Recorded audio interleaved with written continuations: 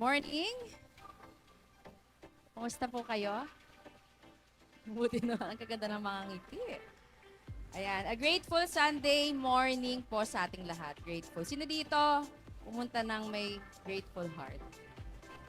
Yung nagpapasalamat, tingin ka nga sa katabi mo.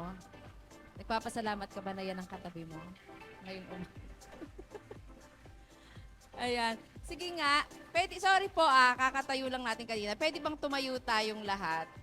And then, I want you to move around. Magkamayan po tayo, magyakapan tayo, at sabihin mo, salamat sa Diyos, nandito ka ngayong umaga. No, nagpapasalamat ako sa Diyos na naririto ka. Sige, umikot tayo. Siguro, umikot ka sa mga ilang sampung tao. Kung kaya ng music, may background music tayo ng konti. Sabihin mo dyan sa kasama mo na masaya ako. Salamat sa Lord, nandito ka. Salamat sa Lord, nandito ka. Sige, tumayo ka kung ikaw ay nakaupo lang diyan. Move around. Sabihin mo sa Diyos, salamat sa Diyos. Sabihin mo sa katabi mo, diyan sa harap mo, salamat sa Diyos, nandito ka. No, kasi yung iba, di natin alam, wala na. Purihin ang Panginoon dahil binigyan tayo ng panibagong buhay na nagmumula sa ating Diyos. Thank you, Lord, sa buhay ng mga kapatid naming ito. Ayan. Sige po, bago po tayong lahat na umupo, tumayo po tayong lahat uli. At tayo po ay mananalangin. Hingin po natin ang gabay ng ating Panginoon ngayong umaga. No, talagang masaya na naririto tayong lahat. And so, humingi po tayo ng gabay ng ating Panginoon. Itaas po natin ang ating mga kamay. Panginoon, Lord, we worship you. We honor you. We glorify your name. Salamat po, Panginoon, sa iyong banal na presensya ngayong umaga. Patuloy ka naming sinasamba, Panginoon. Dinadakila ka po namin. And Lord, we ask for forgiveness, Lord God. Linisin mo aming mga puso, aming mga isipan, Lord God. Patawarin niyo po ang aming mga nagawang kakulangan, kalabisan, kamalian po sa iyong harapan, Panginoon. Sa lahat ng aming kasalanan, Panginoon. At sa mga oras na ito, Lord God, nais namin na patuloy na magpasakop sa iyo. Kausapin mo kami na deeper level, Panginoon. Bigyan mo kami ng personal rema, Panginoon. Kausapin mo kami personally, Panginoon. Uuwi kami, Panginoon, ng may mensahe mula sa iyo. Lord God, patuloy mo pong mabagong aming mga buhay, all for your greater glory. Maraming pong salamat sa iyo pong papurit pasasalamat. In Jesus' name we pray. Amen. Sige po, malakas sa palakpak para sa Diyos. Pwede na po tayo makaupo. Praise God. Ito na po yung huling linggo ng January. Yehey! February na. Bakit nag-yehey ka? Araw na ng mga puso. Yeah, bubuhay na naman ang ating mga damdamin. No, pero bago yan, huling araw na pag-uusapan po natin ay about process. So sino dito patuloy pa ring pinoproseso ng Diyos? Say amen. No, ang dami nating napakinggan ng mga messages, midweek Sunday services about process. No? At alam ko po kahit yung mga nasa online viewers po natin patuloy na kinakausap ng Panginoon tungkol sa proseso. At ngayong umaga meron po tayong panibagong mensahe mula sa ating Panginoon. At bago po yan, no, papanoorin po natin itong video kung saan ito po yung pag-uusapan natin.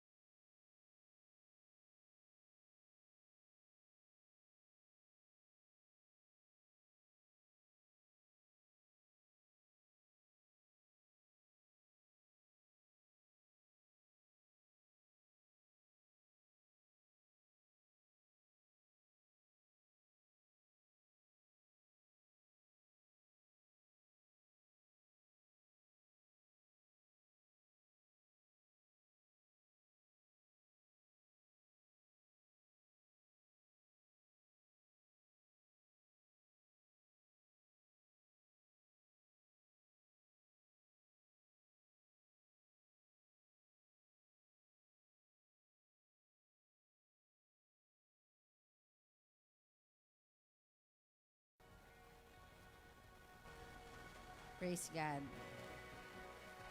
Everybody say, potter. Say, clay. Who is the potter? Si Lord. Very good, children. Sino ang clay? Tayo. Good job. So sabi po sa ating mga napag-usapan, lately, ano po yung process? Kabisado na natin to? Steps. No? Series of steps or actions taken in order to achieve a particular end. So si Potter, bago siya gumawa ng isang pot, meron na siyang design. Alam na niya kung ano magiging itsura, finished product ng pot. Bago ka ginawa, alam na niya na ganyan yung magiging itsura mo. Sabi mo sa katabi mo, yan talaga ang itsura mo. Yan talaga yung plano ni Lord. No? Kaya napakaganda at gwapo niyang katabi mo. Agree ka ba? Amen! Sabi doon, proseso. Series of steps. Alam niyo po, nung nag-research ako ng konti, no?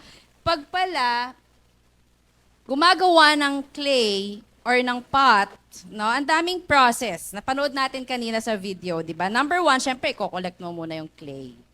No, yung putik o yung clay na yan. Di ba? Dati, sino dito gumamit ng clay na nag-aaral siya? No, exciting gumawa, no? Mag-form ng mga kung ano-anong bagay using clay. Now, after you collect the clay, you mold the clay. No, ipo-form mo na siya, pero tatanggalin mo muna yung mga maliliit na mga bato-bato, no, para very smooth yung clay. Imo-mold mo siya, then isi-shape mo siya kung ano yung gusto mo maging itsura. No, kung yan ba ay vase, yan ba ay baso, imo-mold mo yan. Then after shaping, i-heat. No, lulutuin, dadarang sa apoy para mas maging matibay, matigas, no, para mas maging hard yung pot.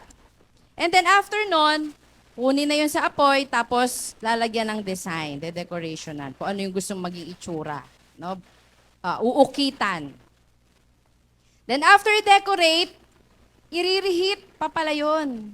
No? Ibabalik ulit sa apoy para siya ay mag-stick doon yung decor niya, hindi matanggal. No? So ganun yung itsura, ganun yung process sa paggawa ng pot. Sa atin pong buhay, no, i-relate po natin sa ating buhay. Ang passage po kasi nito ay sa Jeremiah 18. Mamaya isa-isahin po natin kung ano po yung mga passages, verses na gusto pong ihatid sa atin ng Panginoon. No? Yung series of steps must be done to come up with a good quality pot. Sabihin natin, quality. Gusto natin maganda yung magiging output natin. No, quality pot, jar or vase ang gusto nating magawa. No? At depende yon sa kind of pot na gusto natin, sa design, at depende din sa quality of material. No? Kung anong materials yung gagamitin natin, magiging dependent doon yung magiging output natin. No? And each step, sabi nga, yung 5 step, ay ilan ba yan? 6 na steps. No? Dapat yan magawa lahat, no, para makuha natin yung target result. Sabihin natin results. So si Lord sa ating mga buhay, meron din siyang gustong mangyari sa ating mga buhay. Meron din siyang target result para sa bawat isa sa atin. No? At ang title po ng message natin to this morning, no? Everybody read? One step at a time. No, merong series of steps para makagawa ng pot. Merong series of steps para magawa yung perfect, no, Christian na pinlano ng Panginoon para sa iyo. Not perfect, dahil wala namang perfecto, no, only God. Pero yung perfect plan ng Diyos para sa iyo. Merong mga series of step na dapat nating tahakin o gawin. Pero we have to take one step at a time. Sabi mo sa katabi mo, one step lang. O kasi, pag sa hagdan, imagine naghahagdan ka. Yung iba kasi, dala-dalway yung kaya, no? Tumatalon agad sa hagdanan eh. Pero, pag 2 or 3 agad yung kinuha mong step sa hagdanan, ano pwedeng mangyari sa'yo? Maaksidente ka, mabuwal ka, mabalian ka. No? Kaya sabihin natin uli, one step at a time. No, huwag tayong magmadali. Tingnan mo yung katabi mo. Sabi mo, huwag kang magmadali. Kasi merong proseso si Lord sa'yo. No, pero this morning, morning, na-miss ko pumamigay ng premyo. This Sunday would be a Time to Win Sunday. Ayan. Parang umiti kayo Na Time to Win Sunday. So merong premyo si Ate Iris. Nasaan na yung ating magandang coordinator ba ang tawag sa'yo? Secretariat. meron siya ibibigay na premyo doon sa mga tao na makakahula, makakaguess ng 4 points natin. Sabi natin, take one step at a time. Alam niyo po, tayong lahat, meron tayong process na binigay ng Panginoon. Yung oras niya, hindi pareho ng oras mo. Yung oras ko, hindi pareho ng oras nyo. No? And each one of us, merong oras. Sabihin natin, time. At yung time na yon, kailangan every time, every moment na ibinigay sa'yo ng Panginoon, ay magawa mo, magampanan mo according to your calling. No? And each step, sabi natin, part yon ng process na ginagawa ng ating Panginoon. Okay? So meron lamang po tayong 4 points and we will define yung time na tatahakin natin sa proseso na binibigay sa atin ng Panginoon. Okay? So we will define T-I-M-E. Mabilis lang po itong message ng Lord. Ready na po ba kayo? Yung may sa ABT. Hindi mo sinilip? Sabihin mo sa katabi mo, ready ka na ba? Kalabitin mo, huwag ka matutulog. Okay, T for... Wait lang. Tada! Taas ang kamay! Si ate yung nakita ko. Ang galing. Transformer Inc. Si ate tama. Transformation. Palapakan natin si Lord dahil dyan meron kang KitKat. Time for a break later. Praise God. So, transformation. Very good po si ate. Si ate Weng nga ba? Yeah, si ate Weng. Kasi nalilito kay ate. Let us read po from Jeremiah 18:4. Ang ganda po nung passage na to na sinasabi doon yung potter and clay. No? Sabi dito kasi si Jeremiah, ang utos ng Panginoon sa kanya ay pumunta doon sa mga Israelites to inform them na magbago na kayo. Repent from your sins. Sabi ng Panginoon, this is the word that came to Jeremiah from the Lord. Go down to the potter's house, and there I will give you my message. So I went down to the potter's house, and I saw him working at the wheel. But the pot he was shaping from the clay was marred in his hands. No, destroyed, hindi maayos. Damaged in his hands. So the potter formed it into another pot, shaping it as seemed best to him. Ganda, no? Actually, parang self-explanatory gusto nating mangyari na yung potter, gusto niya talaga maayos yung pagkakagawa ng pot. Kaya nung nakita niyang, naku, hindi maganda to, inayos niya. So there are 3 points po na gusto kong i-share sa inyo po dito. Number 1, dun sa punto ng T, no, transformation. God is the potter and we are the clay. Sabi mo sa katabi mo, clay ka. Imagine niyo po yung clay na ginagawa ng potter. May reaction ba yung clay? Nagreklamo ba siya, huy, ayoko ng vase. Gusto ko mag ako. Diba? Or wag red, gusto ko blue ako. Hindi eh. Lord, oo nga, no? Potter and clay. Acknowledge ba natin na si God ang potter? So dapat, acknowledge natin yung plano ng Panginoon. Number 2 point dito, God is personally working in your life with His own hands. Nakakakilig. Na ikaw mismo, ginagawa, pinoproseso ng Panginoon using His own hands. Sino dito gumagawa ng tinapay? Si Ate Des yata no? Gamit ang mga kamay. Diba? At pag gamit ang kamay, sabi nga nila, labor with love. Sabi mo sa katabi mo, ikaw pala ay ginawa with love. Pinoproseso ka ng Lord with love. Using His own hands. No, ngayon kasi, dati kasi nung araw mga pandesal, di ba ma'am, ano yan? Minamasa, no? Nakita ko pa yun. Pero kasi nagtrabaho ko sa paggawa ng tinapay. Nakita ko, automated na siya. So, ano na siya? Machine na ang gumagawa.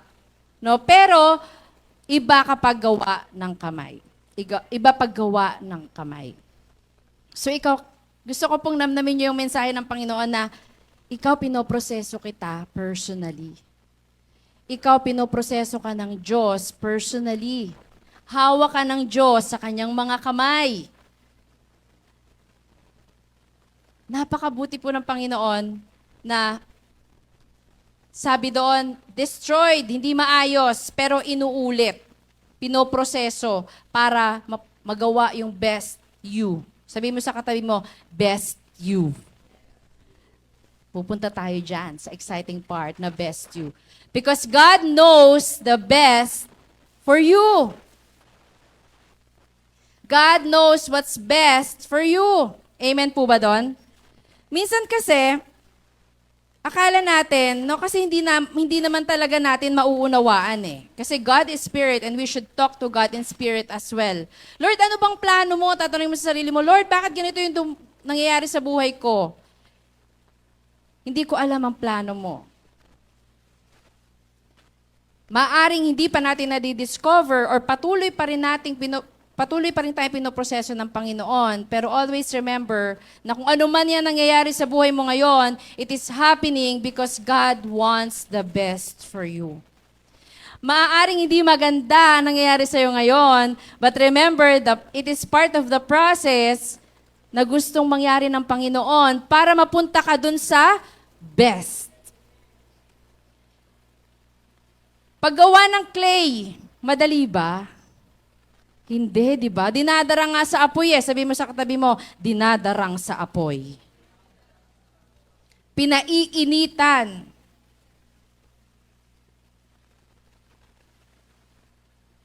Pero it is part of the process para magawa yung perfect path. So tayo bilang mga anak ng Diyos, we are under process. Sabi mo sa katabi mo, pinoproseso ka pa rin. Sabi mo sa sarili mo, pinoproseso ako.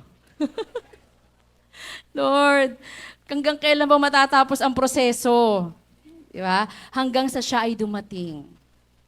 Kasi yun yung goal natin eh. Yun yung end natin to be with our Lord Jesus Christ. Transformation. Bakit? Dahil binabago ka ng proseso. Everybody say, binabago. Madali bang magbago? Hindi po. Ang hirap po. Mag-change nga lang ng attire, mahirap na eh, di ba? Alam mo, ready ka na, tapos biglang nadumihan. Kailangan mo magpalit, mag-change. Hindi madali, di ba? Lalo kapag ikaw ay nagmamadali. Tanong, do we acknowledge that God is the potter? Masaya ka ba na ikaw yung clay? Well, isas po natin sarili natin. Amen. Yes, dapat tayo masaya na tayo ang clay. Bakit ko tinanong na masaya ka ba na ikaw yung clay? Kasi parang imagine mo, magawa ng clay, master potter. Fino-form yung clay doon sa napakagandang byproduct. At ikaw, yung clay, excited ka ngayon kasi pinoproseso ka at alam mo na yung magiging ikaw ay napakaganda, perfect. Well-designed, well-formed, matibay, malakas na ikaw.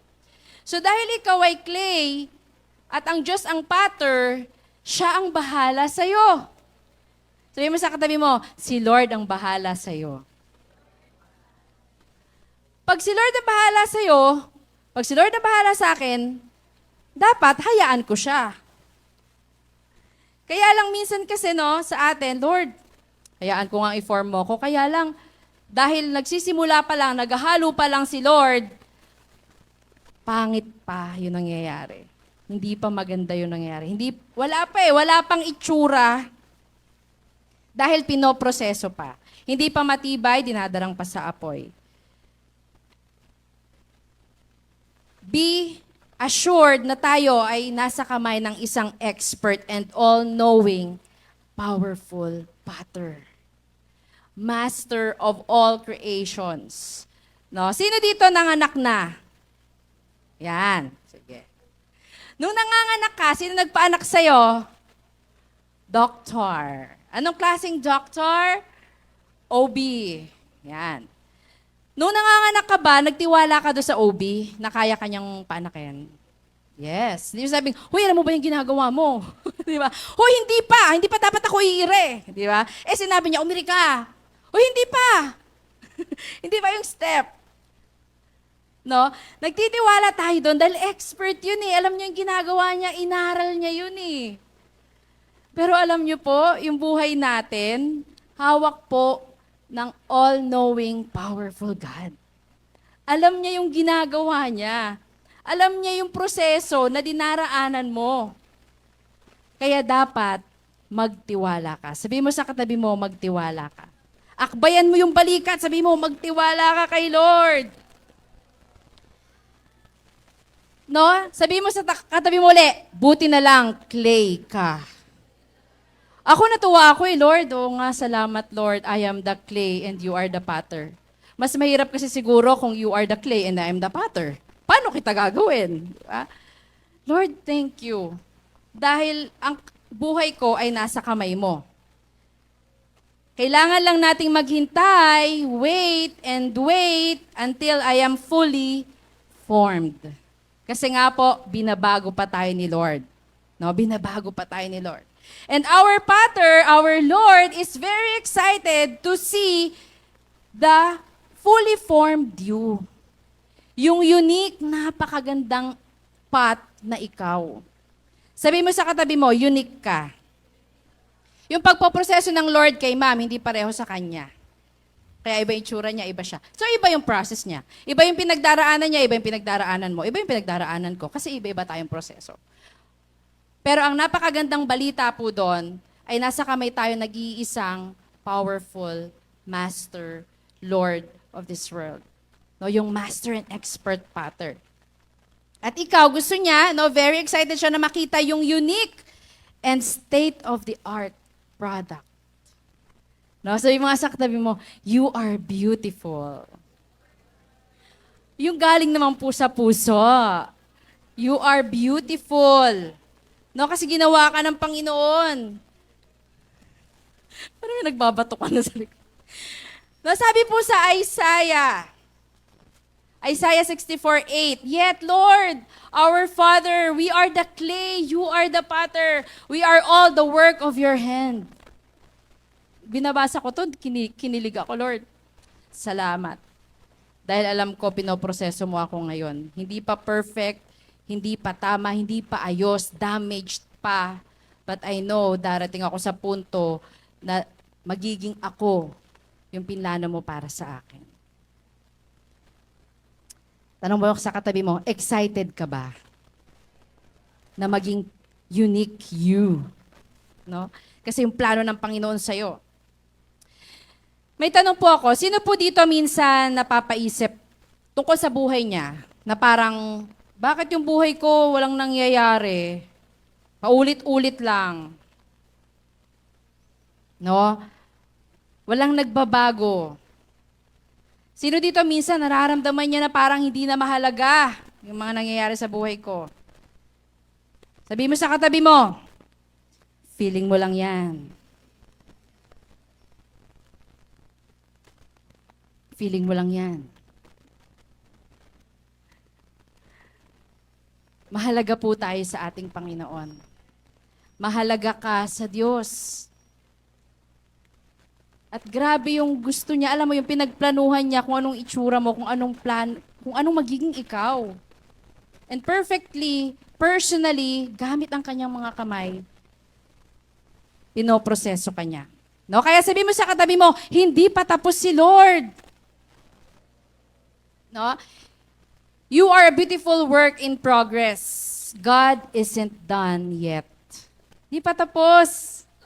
Nagmamadali kasi tayo eh. Lord, wala pa rin akong pera hanggang ngayon.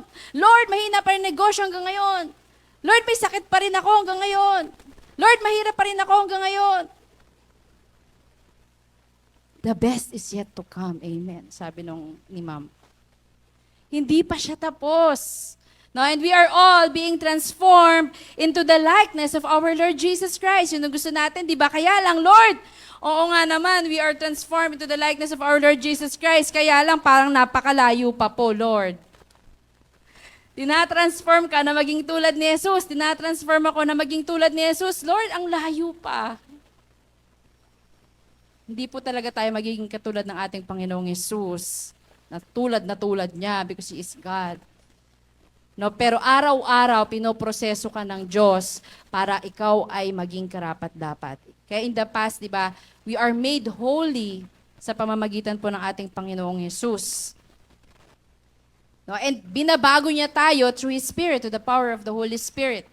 Sabi po sa 2 Corinthians 3:18, at ngayong naalis na ang talukbong, nagniningning sa ating mga mukha ang kaluwalhatian ng Panginoon. At ang kaluwalhatiang iyan na nagmumula sa Panginoon na siyang Espiritu, ang siyang magbabago sa atin mula sa isang antas ng kaluwalhatian hanggang tayo'y maging kalarawan niya.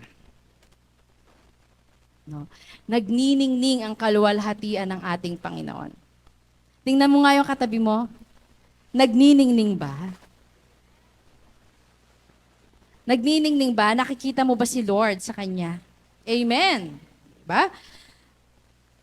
We are being transformed into the likeness of our Lord Jesus Christ. Ikaw at ako, araw-araw na binabago. Kaya nga, one step at a time, every day. Sino dito everyday parang, hindi man everyday.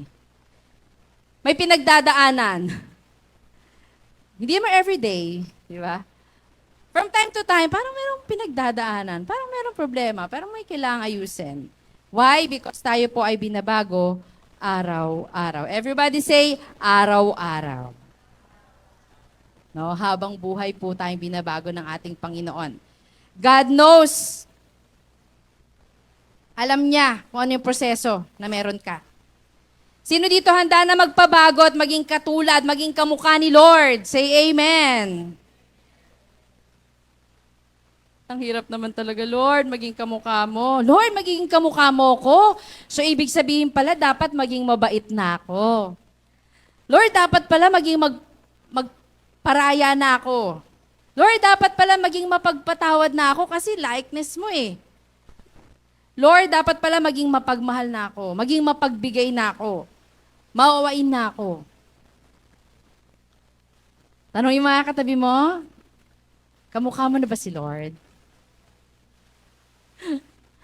No, maging mabago tayo yung pag-uugali natin every day of our lives. No, yung tayo, darating po tayo dyan. Darating po tayo dyan. Tiwala lang po no, sa proseso na ginagawa ng ating Panginoon. Sabi mo nga sa katabi mo ulit, daanan mo lang. Sa likod mo, tingnan mo, sabi mo lang, magpahalo ka lang kay Lord. Ubo. Hinahalo pa eh. Pinoporma ka pa lang ni Lord eh. Magpahalo ka. Ano? Mekus-mekus? Ano yun? Wala, hindi ako updated.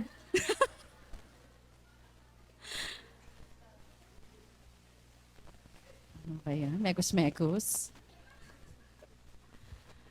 Hinahalo tayo ng Panginoon eh. Sino dito parang halong-halo na yung buhay? Parang, Lord, tama na po. Pero good news, yan ay part ng proseso. For you to become the beautiful path God has planned. No, God is forming you into a unique, special, one-of-a-kind child of God. Hallelujah!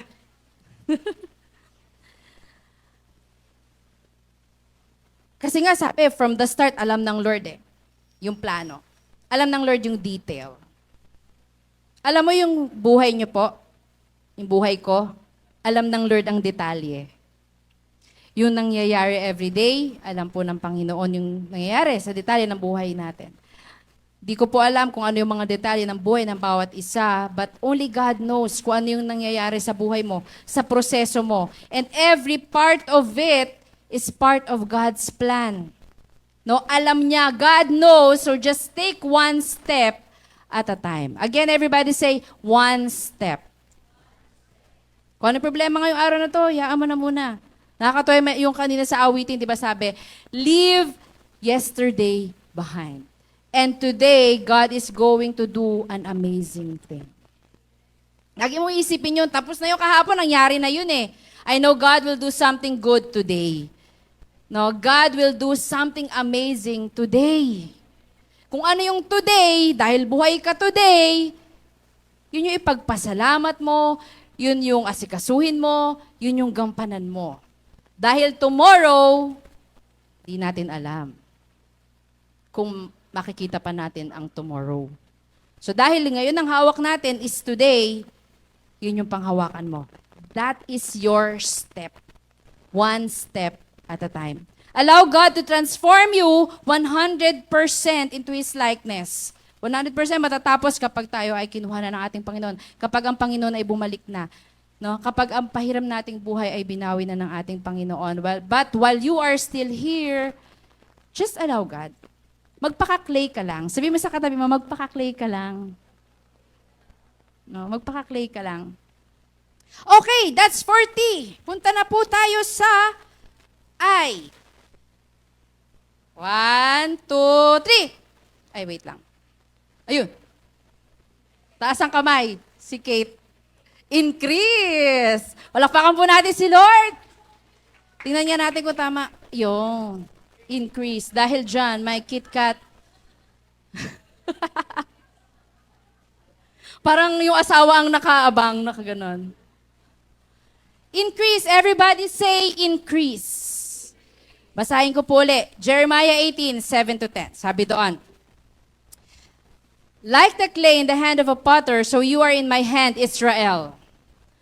If at any time I announce that a nation or kingdom is to be uprooted, torn down and destroyed, and if that nation I warned repents of its evil, then I will relent and not inflict on it the disaster I had planned. Sayin po natin ha. And if at another time I announce that a nation or kingdom is to be built up and planted, and if it does evil in my sight, and does not obey me, then I will reconsider the good I had intended for it. Sabi ng Lord, may plano ako. No? Na, eto, pwede kong sabihin na i-uproot ko, i-destroy ko. Pero, kung na-warn ko sila na magbago sila, mag-repent sila, and then nag-repent sila, hindi ko na itutuloy yung aking plano. Hindi ko na itutuloy yung pag-destroy sa kanila.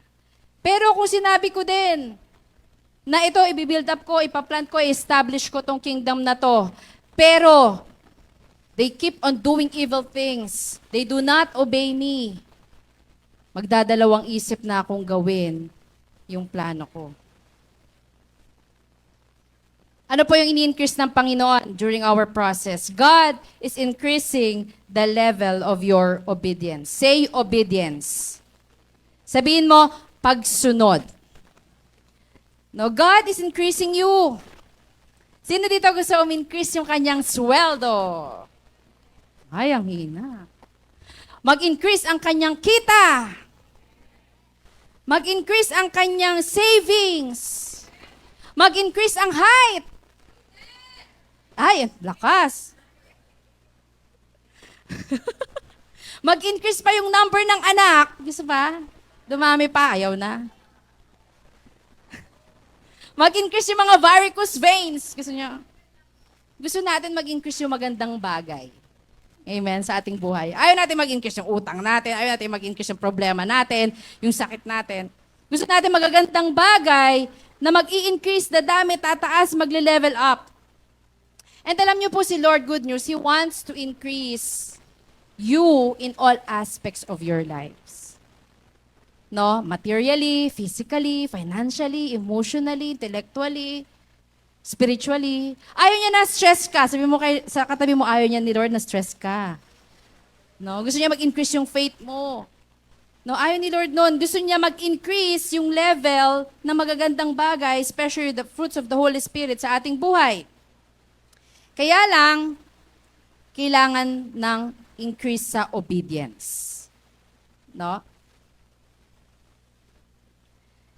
Yung pagkilos ng Panginoon sa ating buhay, magdidepende kung tayo ay susunod. Yung binasa po natin, sabi niya, plano ko i-destroy tong nation na to.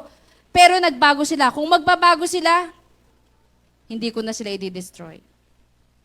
Plano ko, i-bless tong nation na to, tong kingdom na to. Pero kung nakita ko na hindi sila sumusunod sa akin, magdadalawang isip ako na gawin yung plano kong yon. Ang Lord, may plano ka na pala. Ito na yung plano ng Lord. Nandito na, nakaabang na, bababa na lang. Bababa na yung blessing sa'yo. Kaya lang nakita ni Lord, ito bang anak kong to'y tama na ba ang kanyang buhay? Yung bang mga evil ways niya ay ginagawa pa rin niya? Lord, yung pag-obey pala namin, yun yung magdidictate kung itutuloy mo yung blessing. Kasi baka naman kapag binigay na agad, hindi makabuti, lalo mapalayo sa Kanya. No? Sabi mo sa katabi mo, obey. Remember, sabi nga kanina, we are the clay. At habang fino-form yung clay, hindi yan nagsasalita. Tahimik lang. Hindi nagrereklamo. Sabi mo sa katabi mo, hindi daw nagrereklamo. We are designed, no, na maghintay doon sa plano ng Panginoon without complaining. Yung clay hindi umaalma. No, kaya lang minsan ang kailangan ulitin ni Lord yung paghalo sa atin dahil destroyed eh. Hindi nasunod yung plano niya. Hindi maganda yung pagkakaporma. Pag hindi daw tayo nag-obey, the word of the Lord is speaking to us. Hindi masusunod yung plano ng Panginoon sa atin. Minsan po siguro may mga nangyayari sa buhay natin na part talaga ng proseso na hindi maganda dahil kailangan nating sumunod. No, pinapasunod tayo, nire-redirect tayo ng Panginoon kasi nakita natin, sabi ng Lord, dito ka eh. Kaya lang dito ka pumunta. So kailangan medyo baliin ng Lord ng konti yung way mo para mapunta ka dito. Binabalik ka rin ng Panginoon doon sa tamang proseso. No? Everybody say repent. Ano po yung Tagalog ng repent? Magsisi. Magsisi. Magsisi. No? O pagsisisi. Magsisi ka na. No? Magsisi na tayo sa ating mga kasalanan. Every day pray to God. Na Lord, alam ko binabago mo ako at marami ako nagagawang kasalanan sa iyo. Patawarin niyo po ako. At patuloy po nagpapasakop ako sa plano mo sa aking buhay. Talk to God as if you are the clay and He is the potter. Na Lord, pag uwi mo mamaya, Lord, clay ako. Hayaan ko na ikaw. Ikaw yung masunod sa buhay ko. No, gusto ng Lord, based sa passage na binasa natin, talikuran natin yung mga kasalanan natin. Yung mga bagay na makahahadlang para maporma ka ng maayos ng Diyos, mahubog ka into His likeness. Sabi mo sa katabi mo, talikuran mo na daw. Sige, kalabitin mo. Huy! Talikuran mo na daw. Ayan na, may nahulog na. Sorry po. Tanong, are you willing to increase your level of obedience? Say amen. Kung gusto mo lang. Walang pilitan. Increase your level of obedience, no? Are you willing to increase your level of obedience kahit na mahirap, kahit na kapalit nito is giving up your comfort zone? Kahit na hindi na komportable, mahirap, susunod ka pa rin. Bakit mahirap? Bisyo. Example lang po. Nabalitaan ko na yung pagsisigarilyo pala, hindi pala madaling mag-quit daw yon. Diba? Pag nagsisigarilyo ka, tigilan mo na, parang hindi ka agad daw kaka-quit. Pero ano po bang nararapat? Itigil or ituloy? Itigil. Meron pong gumawa na agad na itinigil, hindi po nakasama sa kanyang health. Pero sabi, kapag tinigil mo yon, mahihirapan ka. Hindi komportable, hindi madali. Yung bagay na nakasanayan mo na mali, pag tinigil mo yan, magiging mahirap. Kasi nakasanayan mo na, it has been part of your life. Ginagawa mo na siya lagi-lagi. Pero hindi natin mamalayan bilang mga anak ng Diyos, meron po tayong mga kasalanan na nagagawa natin every day of our lives. Hindi tayo aware na mali ito at pinoproseso tayo ng Panginoon, no, para mabago natin yung buhay na yon. Hindi magiging madali, hindi magiging komportable, but ito po ay magre-resulta sa napakagandang path na ikaw na pinlano ng ating Panginoon. Doon sa Word of God, sabi po, repent. Everybody say, repent. Sabi doon, di ba? God has a plan to build you up and to establish your life and your relationship with God. Gusto ng Diyos, maayos yung relationship mo sa family mo. Amen ba doon? Maayos ang relationship mo sa mga katrabaho mo. Amen ba doon? Maayos yung negosyo mo. Yung daloy ng finances sa pamilya. Gusto ng Lord, maayos yun. No, mag-increase yun. But then, no, God wants to increase your level of obedience.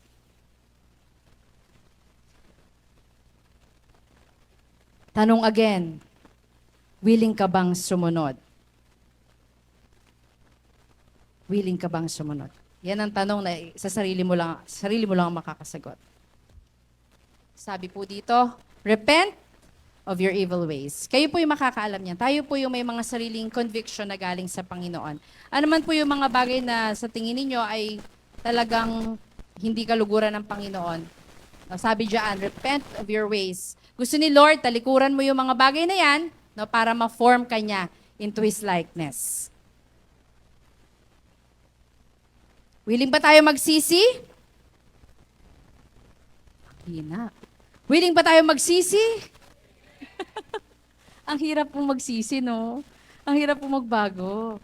Totoo po, mahirap lang po talaga. Pero that is part of the process. No, may plano si Lord to increase your life holistically. Buong buo. No, but it takes obedience para magawa ni Lord yan sa buhay mo. Tinanong ko na po yan kanina sa inyo. Tuloy po tayo. Sabi dyan, kita ka ni Lord. Sabi mo nga sa katabi mo, kita ka ni Lord. O, yung nasa unahan mo, kalabitin mo. Sabihin mo, obey. Sumunod ka na. Tagalogin po natin yung kanina, ha? Yung sa Jeremiah 18:7-10. Sabi doon, para mas maintindihan nyo po yung sinabi ko kanina.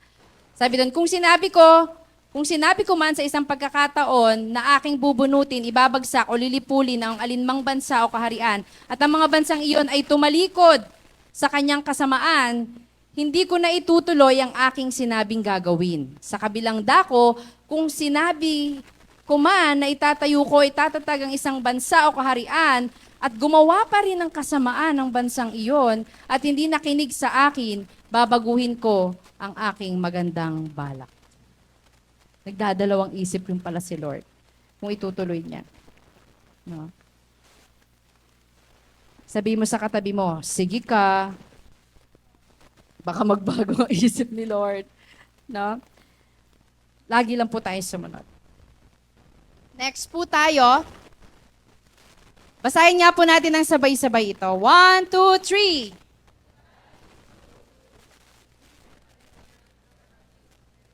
God is so good. No? Pilit ka pa rin niyang ibinabalik sa proseso. Kasi ayaw niya tayong mawala sa proseso.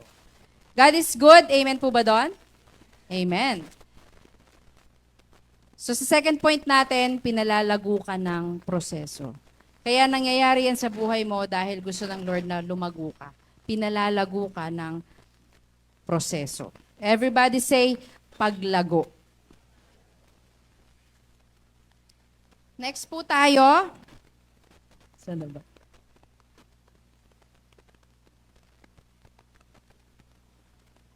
Next na bagay na gusto i-increase ni Lord, God is increasing the level of your faith. Gusto ng Lord magtiwala ka sa Kanya. Magtiwala ka sa Kanya, anuman yung proseso na dinadaanan mo, anuman yung bagay na nararanasan mo. Ito po, I would like to read this to you. Yung sa Jeremiah 17:5-8. Sabi dito, kaya ini-increase ng Lord yung level of faith natin, yung pagtitiwala natin sa Panginoon. Sabi po dito, this is what the Lord says. Naka-red. Cursed is the one who trusts in man, who draws strength from mere flesh, and whose heart turns away from the Lord. Cursed is the one who trusts in man. Yung nagtitiwala sa tao, sa kayang gawin ng tao at hindi sa Diyos. Pero, ay sabi pa doon, nakabold, they will not see prosperity when it comes. Sabi, no? Kaya gusto ng Lord talaga magtiwala tayo sa Kanya. But, in verse 7-8, sabi po doon, but blessed is the one who trusts in the Lord, whose confidence is in Him. They will be like a tree planted by the water that sends out its roots by the stream. It does not fear when heat comes. Its leaves are always green. It has no worries in a year of drought and never fails to bear fruit. Wow. Pag nagtitiwala sa Panginoon, laging namumunga. Amen po ba? Sabi mo, mabunga. Nagtitiwala sa Panginoon, hindi daw natatakot. Hindi nag-aalala. Hindi nagwo-worry. And never fails to bear fruit. Sino dito merong may problema? Sino dito may pinagpe-pray? Sino dito hanggang ngayon hindi pa nare-receive yung pinray niya? Pinag-pray niya. Amen. Lakas din. Lord. Pero, sabi doon, huwag kang mag-alala. Sabi mo sa katabi mo, huwag kang mag-alala.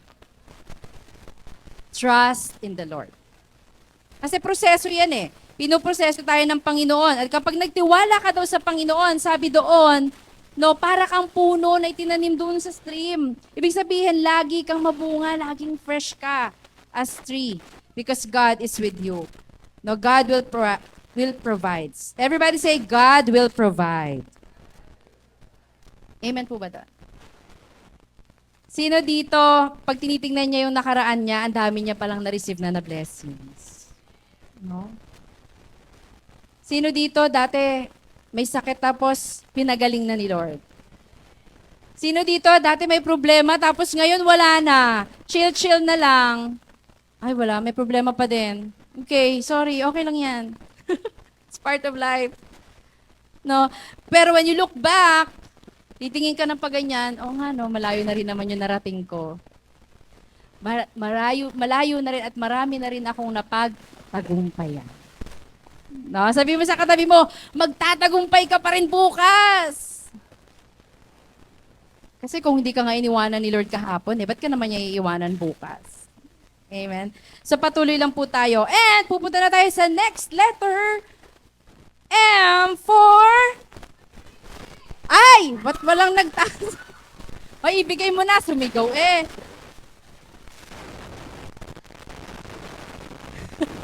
Sige, hatiin nyo na lang kaya.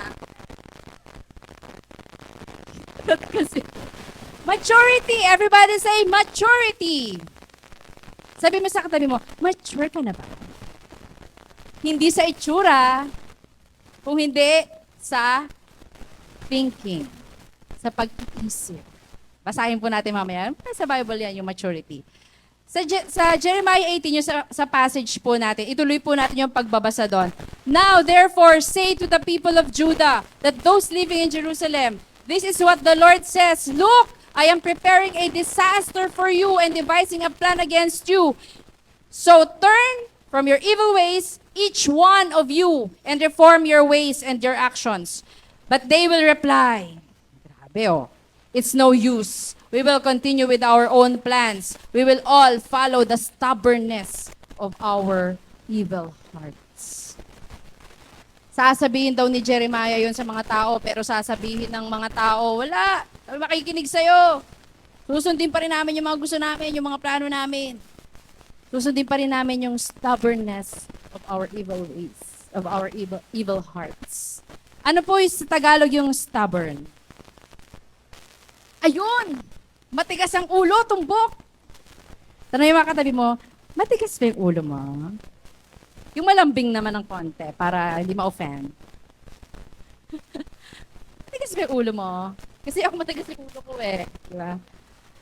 Part ng process ni Lord is to direct you into your level of maturity. Parang yung sa paggawa ng pot, hinihit yon para maging hard. No, para mas maging matibay. Matatag yung pot na yon. Ikaw, pinoproseso ka ng Lord to grow in spiritual maturity para mag-grow ka, mag-level up ka, mag-mature ka bilang anak niya. No? Yung pagiging mature, yung gagawin mo yung tama, at alam mong mabuti, kahit hindi komportable. Alam mong mabuti, alam mong tama, gawin mo kahit hindi komportable. Are you willing na magpasakop sa plano ni Lord? Or willing tayong i-continue yung plano natin? Minsan ganun eh. Lord, plano ko talaga ganito. Pero, parang hindi nangyayari. Sino dito planong mag-migrate? Plano ba ni Lord yan? Sino dito planong mag-asawa na? Ay, may asawa ng iba. Huwag nang mag-asawa uli. Ba't ako? Ba't nga naman siya? Sino dito planong magbukas ng negosyo? Mag-pray mo kung ano yan. Baka kasi hindi plano ni Lord yan. Kung anong klaseng negosyo. Sabi doon, we will follow the stubbornness of our hearts. Wag na maging, yung mga mature na Christian, hindi na matigas ang ulo. Amen? Sabi mo nga sa katabi mo, alam ko, matured ka na. Hindi na tayo matigas ang ulo natin sa Panginoon. Si Lord lang naman po makakaalam kung matigas yung ulo po natin. Kung ano yung pinapagawa ni Lord, kung ginagawa po natin. Only God knows. No? And if God is speaking to you right now, no? Allow the potter to form you because you are the clay. 1 Corinthians 14:20. Do not be children in your thinking, yet in evil be infants, but in your thinking be mature. Sabi doon sa Tagalog niyan, nasaan ba yung Tagalog version? Mamaya na lang po. Ayan, hindi ko pala nailagay dyan, pero sabi sa Tagalog niyan, mga kapatid, huwag kayong maging isip bata. Maging tulad kayo ng mga batang walang muwang sa kasamaan, ngunit maging tulad kayo ng matatanda sa inyong pang-unawa. No, nakauunawa dahil matanda na, dahil mayroon ng sapat na pag-iisip. No, gusto ng Lord, i-increase din yung maturity level natin. No, na magpabago tayo. Hindi tayo isip bata. Hindi daw tayo isip bata sa paggawa ng masama, pero yung sa pagdesisyon, hindi tayo parang isip bata. No? Basahin nga po natin ito. Ay, tapos na pala. Yan ba tumaas? 1, 2, 3. Pinatatatag ka ng proseso. Doon sa pagiging mature mo, pinatatatag ka ng proseso. Dinadaran ka sa apoy. Minsan nakakaranas ka ng mga problema, different situations sa buhay mo. Bakit? Pinatatatag ka. No? Akbayan mo yung katabi mo, sabi mo, pinatatatag ka. All of us have different process. Sabi nga natin, process mo, process ko, iba sa process nila. No? Kaya iba-ibang level din yung ginagawa ng Lord para maging matatag. No, hindi natin pwedeng i-compare yung pinagdadaanan ng isa sa'yo. Iba yung proseso, iba yung kind ng pagpapatatag na ginagawa ng Panginoon para doon sa tao na yon. Pero remember, yung process natin, sa prosesong ito, hindi tayo nag-iisa. We are never alone in the process. Connected tayo kay God and connected tayo sa mga tao na nasa paligid natin. Sino dito naniniwala na connected yung process niya sa pamilya niya?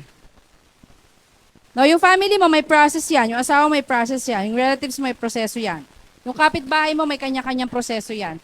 Pero minsan, yung process mo, pwedeng makaapekto sa process niya. No, yung mga processes natin, pwede tayong magka-connected. No, pero magtulungan tayo sa proseso para mapagdaanan natin ng tama ang bawat proseso ng ating buhay. No, kaya sabi mo sa katabi mo, nandito lang ako. No? Kapag kailangan ng help ng katabi natin sa proseso niya, nandyan ka lang. No? Kaya be careful not to block the way of others. No, kumbaga, hindi tayo maging kasangkapan para maging mahirap yung proseso ng ibang tao sa atin. May pinagdadaanan na nga ito, dumagdag ka pa. No? Imbis na makatulong ka, dumagdag pa tayo. No, remember, kanya-kanya tayong pinagdadaanan. Kung may pinagdadaanan ka, may pinagdadaanan din siya. Isipin mo na lang, ay, may pinagdadaanan din siya.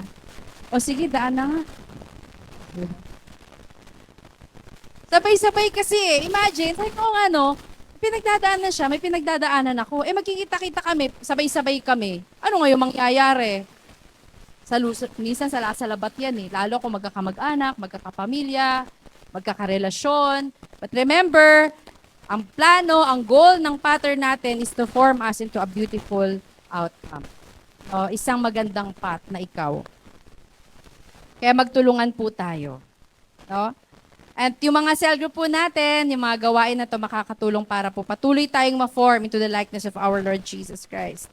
No, kaya kung katabi mo, yung cell leader mo, o kaya yung mga ka-cell group mo, sabihin mo, I am here for you. Kung katabi mo ang asawa mo, sabihin mo, nandito lang ako. Sasamahan kita sa proseso. No? Kung katabi mo man, yung iyong kaaway, sabihin mo, sasamahan pa rin kita sa proseso. Because your process might affect the process of the people around you. No? Kaya give your best lang lagi. We all give our best no, para sa ating proseso. Tandaan natin, bawat isa gustong magtagumpay. Ay, lapit na agad, Jessa. No, we pray together. When we pray together, we grow together. Amen po ba? Sabihin nga po natin, let us grow together. Walang iwanan. No, huwag nating hayaan na may naiiwan. Tulungan natin, hawakan natin. No, ibalik natin. Dahil pinatatatag tayo ng proseso. Pinoproseso lang yung mga kasama natin. Tayong lahat pinoproseso. And you are never alone in the process. Kasama mo si Lord. Amen po ba doon? Lahat ng naniniwala, pumalakpak na kasama niya si Lord. Alam mo, pag naisip ko, Lord, kasama kita, okay na ako. Kahit wala yung iba. Kahit wala sila. Pero dahil nandito ka, Lord, sapat-sapat ka na. Para magpatuloy ako. And last letter, dahil sabi ni Jessa, last 5 minutes. O April. Si April na talaga to. Bigay nyo na. Encounter. Yan. Encounter. Everybody say, encounter. Yung mas malalim ang boses, encounter. Parang nakakatakot. No, sabi doon, reform your ways and your actions. Sa pagpoproseso ng Panginoon sa atin, binabago niya tayo. Gusto niya ma-encounter natin siya. Malaman natin ang lubusan kung ano ba yung magandang plano ng Panginoon sa ating buhay. Mga kapatid, hindi po magiging madali ang process. Because there is always a breaking process. No, may paghahalo, may pagpuporma, may pag-uukit, may pagdadarang sa apoy. And the process will never be easy, I tell you. Sa buhay natin bilang mga Kristiyano, hindi magiging madali. Darating at darating ang mga pagsubok sa buhay. No? But then, if God is with you, no one can go against you. You can continue doing the process because you are in the hands of the potter. Gusto ng Lord, nakita mo yung amazing plans. Sabi doon sa Jeremiah 29:11, di ba? Alam ko maraming favorite version and it's also one of my favorite verses. No? I-recite nga po natin yung Jeremiah 29:11. For I know the plans I have for you, declares the Lord, plans to prosper you and not to harm you, plans to give you hope and a future. Wow! God declared it!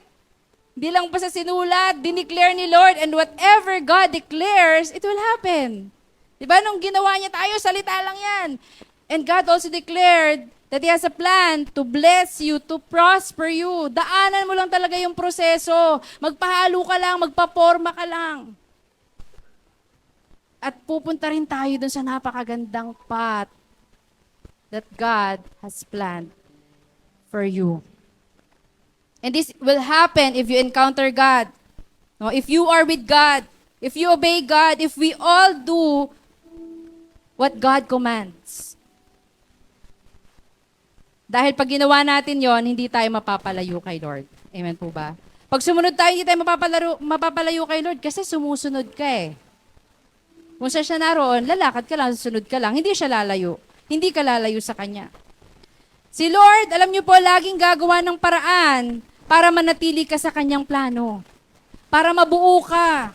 Para maging perfect masterpiece ka. From an ordinary clay to an extraordinary work of art. Napakagandang produkto ang gusto magawa ng Panginoon sa iyo from an ordinary you. And God has created you by His hands out of His great love. Gawa sa kamay ng may pag-ibig. Lord, thank you. Because you are the potter and we are the clay. Sabi dun sa verse, sinabi ko pala ay, meron pala dyan. Siguro akala mo ngayon parang ordinary clay ka pa lang. Yes, maybe. Pero darating ka doon sa extraordinary work of art na pinlano ng Panginoon. Designed, fully designed, no? Out of His great love. No? And the potter wants to see the beauty of His creation. Gusto rin makita ng Lord na pag natapos niya yung work of art na yun, wow, ang ganda. Wow, ito talaga yung gusto ko. Wow, ito talaga yung plano ko. At pag si Lord ang nagplano, napakaganda para sa'yo. James 4:8, ang sabi dito, come near to God, and He will come near you. Wash your hands, you sinners, and purify your hearts, you double-minded.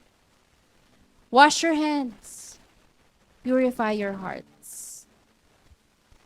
Alam niyo po sa ating paglakad, no, sa ating proseso, laging number one na tinatarget ang ating puso.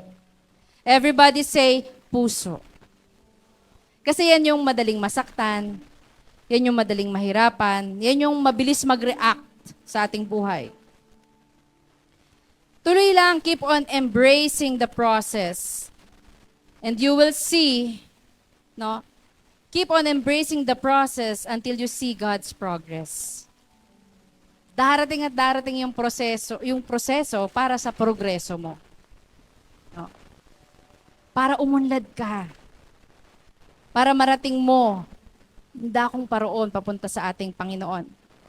And each one of you has your own process. Ikaw may proseso ka. Sabi mo sa katabi mo, may proseso ka. Sabi mo sa kanan mo, may calling ka. Sabi mo sa likod mo, may daraanan ka. May path kang pupuntahan. Daanan mo lang. Dahil yung pagkakatawag mo, hindi pareho ng sakin. Hindi pareho ng kanya. Kaya dapat alamin mo kung saan yung path patungo. Kung saan ka pinapupunta ng ating Panginoon. No, dahil hindi tayo pare-pareho. Kapatid, you have your own process to undergo. Discover God's wonderful plan for your life. No? At sa bawat hakbang na iyong dadaanan, sana ma-encounter mo si Lord. No? Sana ma-encounter mo si Lord. Sana lagi mong piliin si Lord. Sana lagi mong piliing manatili sa Diyos. Because your encounter, yung proseso na yan, pinananatili ka sa presensya ng ating Panginoon.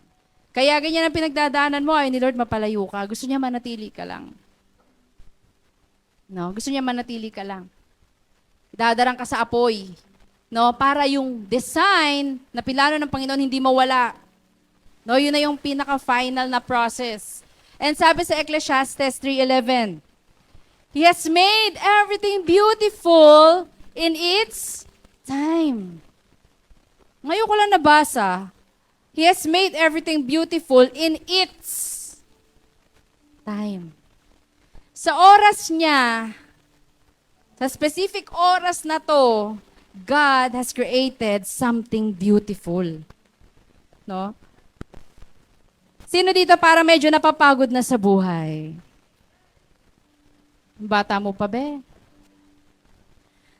No? Kapag dumaraan ka sa maraming pagsubok, kapag nakakaranas ka ng masaktan, sino dito nakaranas masaktan? Sino dito minsan na panghihinaan ng loob? Sino dito nalulungkot ng walang dahilan? Minsan ganun eh. Diba? Sino dito parang minsan nabibigatan, Lord, ang bigat na eh.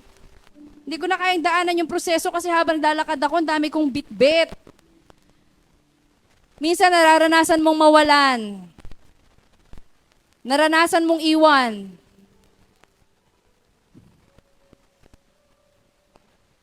Minsan siguro ang dami nating tanong, Lord, bakit? Minsan nakapagtanong, Lord, bakit po nangyari to? Lord, kailan po? Lord, saan po? Tandaan mo kapatid, parte yan ng proseso ng Diyos sa iyong buhay. Parte yan. Sabi mo lang sa katabi mo, take one step at a time. No? Because each step, each time that God has given you is an opportunity to encounter God.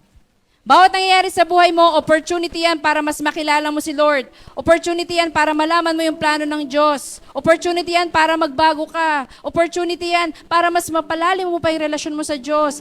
Each opportunity, sabi doon, God has made something beautiful. Kahit napakapangit na situation, may magandang reason. Lord, ang pangit na sitwasyon, bakit po? Pero sabi niya, always made everything beautiful in its time. Kaya sabi ng word, no one can fathom what God has done. Hindi mo talaga maiintindihan kung ano yung plano ng Diyos, kung ano yung gusto ng Diyos, kasi Diyos siya, potter siya, and I am the clay. Wala akong alam. Hindi ako pwedeng mag-react kasi I am the clay. And He has made everything beautiful. No, kahit pangit na sitwasyon, may rason para sa Panginoon. No? Bawat season, may reason. Ano bang season mo ngayon? Tanungin mo yung katabi mo. Ano nang season mo ngayon? Season 1? Season 2? Season 52? Ang layo na, daming season, pero bawat season may reason kung bakit nangyayari yan. No, may mga oras at panahon sa bawat bagay. May oras at panahon sa bawat bagay. Sabi doon, I know that everything God does will endure forever. Nothing can be added to it and nothing taken from it. God does it so that people will fear Him. Minsan hindi mo maiintindihan. Bakit? Kasi gusto ng Diyos fully magtiwala ka sa Kanya. Bakit nawalan ako ng mahal sa buhay? Bakit nangyari to? Bakit natanggal ako sa trabaho? Bakit nagka-problema ako? Bakit nawalan ako? Bakit nasaktan ako? Nangyayari yan because God wants you to trust in Him. No, yung matakot tayo sa Kanya, sabi doon, so that people will fear Him. Sa Kanya lang tayo magtitiwala. At sa bawat step ng proseso, God has a beautiful plan.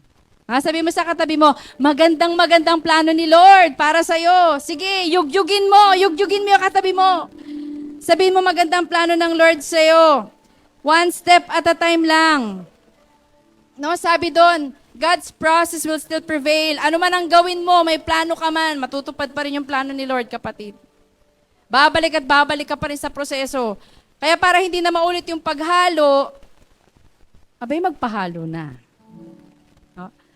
No, wala kang kayang baguhin sa kung anumang plano ng Panginoon, magtiwala ka lang, magpatuloy ka lang. Everybody say, magpatuloy. Malapit na po ako. In Proverbs 4:25-27, sabi doon, give careful thought to the paths of your feet and be steadfast in all your ways. Sabi doon, one step at a time. One straight step at a time. Every day. Lakaran mo lang. No, and be careful do sa mga ginagawa natin. Mabilis lang po ito. Ito yung cycle of life. Saan nagsisimula? Doon sa start here.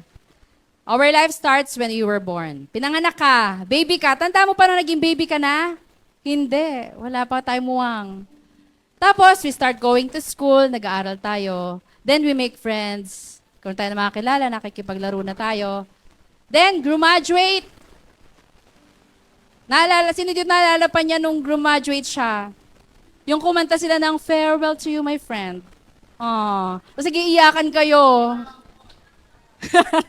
Pero, hindi ko makinanta eh, di ba? Naalala ko pa noon, nag-iiyakan kami ng high school.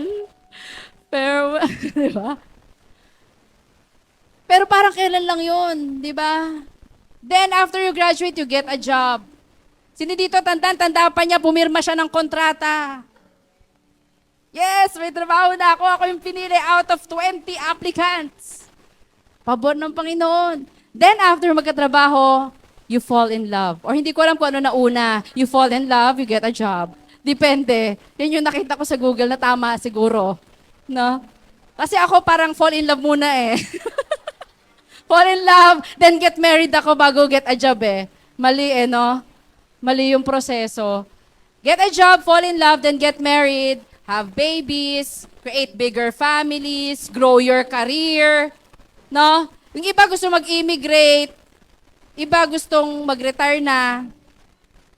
Bata pa be. Yung ibang mayayaman, may last will and testament. Make a will. Kapag parang nararamdaman nila na susunduin na sila. And then we die. Tingnan niyo po yung figure. Assess mo, kapatid, nasaan ka na sa life cycle. Iba-iba ang proseso natin. Yung iba nandun pa lang sa graduate. Yung iba nandun pa lang sa fall in love. Di ba? Hoy, meron ng make a will, wala pa. Di ba? Yung iba naman, nandun pa lang sa graduate. Iba-ibang proseso, pero alam nyo kapatid, saglit lang yan. Saglit lang yan. Pero lahat yan, kailangan mong pagdaanan. Remember, sabi doon, take one step at a time. Ayusin natin yung buhay natin according to God's plan. Kasi minsan, kapag may mga nauna dyan sa proseso, doon tayo nagkakamali. Doon tayo napapahamak. Pero ang gagawin ng Diyos, napakabuti niya, ibabalik lang din niya uli. No? Tapos ayusin muli yung proseso. Until that very day that you are ready to see our Savior. Saglit lang yan, kapatid. Ito kaya bit-bit ko. Hindi ko na dito pala kanina pa. Ano po dit? Ano po ito? Sand clock. Sand clock ba tawag dito? Hourglass. Tamo, ang bilis. Nagtutoothbrush ako. Sabi ni Rain sa akin, Mami, pag natapos mo, dapat tapos ka na mag-toothbrush. Ako naman pandalas. Ang bilis naman pala nito. Di ba, bargasalta ako kanina. Ang bilis lang. Sino dito ramdam na ang bilis ng oras? Tatrabaho ako, parang nagdadrive pa lang, mamaya drive na uli pa uwi. Diba? Hindi ko pa natapos yung dapat kong gawin na item 1. Abay, mag-5:30 na uli, mag-uuwian na uli. Sobrang bilis po talaga. Sobrang bilis po talaga. Sabi ko, Lord, anong mensahe? Kasi parang hindi naman to ganito kabilis. O busy lang ba ako talaga? Pero in the past, hindi ko nararamdaman na ganun kabilis. At kapag hindi ka nagmadali, hindi mo ginawa yung dapat mong gawin, maiiwan ka. Parang ganun yung pakiramdam ko na, Lord, you have to be in a hurry. Kasi bakit? Baka bumalik ka na eh. Ang bilis matapos. Pero alam niyo po sa Ecclesiastes, sabi doon, I know that there is nothing better for people than to be happy and do good while they live. Sa Ecclesiastes, sabi ng Panginoon, biyaya, gift ng Lord, na tayo ay mag-enjoy sa ating buhay. Why? Clay ka eh. May pattern tayo. Ba't tayo mag-aalala? Parang enjoy mo lang. Ito yung pinagdadaanan ko ngayon, mahirap man, hindi ko alam kung anong problema nyo. Sabi ng Lord, enjoy mo lang eh. Do good pa din while you live. And be happy. Because it is part of the process. Saglit lang po ito. Saglit lang din po yung buhay na meron tayo. Pero always have a grateful heart. Magpasalamat ka naman ng sitwasyon mo ngayon. No, dahil part yan ng proseso. No? Sabi mo sa katabi mo, salamat sa'yo. Kasi kasama kita sa proseso. No? Take one step at a time. Ang summary po natin, ano nga po yung ibig sabihin ng time? T for transformation. I for increase. M for maturity. And E for encounter. I invite everyone na tumayo po tayo. Ito pong awitin na ito kasi talaga nakastruck sa puso ko na, Lord, marami kaming situation sa aming buhay. Pero alam nyo, araw-araw binabago tayo ng Lord. Ito sabi dito, araw-araw kasama mo si Lord sa proseso. Di ka nag-iisa, di ka iiwan ni Lord. Piliin mo si Lord araw-araw. Anumang panahon, anumang sitwasyon ng iyong buhay. Di ko alam kung anong situation natin lahat, pero sinasabi ng awitin, anumang panahon, anumang sitwasyon sa iyong buhay, pupurihin mo pa rin ng Diyos. Dahil alam mo na alam niya ang best para sa'yo. Alam niya nangyayari sa'yo at hindi ka niya iiwan, hindi ka niya pababayaan. So sabi mo sa katabi mo, one step at a time lang, kapatid. And while we sing this song, no, gusto ko po awitin nyo talaga ng mula sa puso ninyo na anumang sitwasyon ng buhay mo, pupurihin mo pa rin ang Panginoon.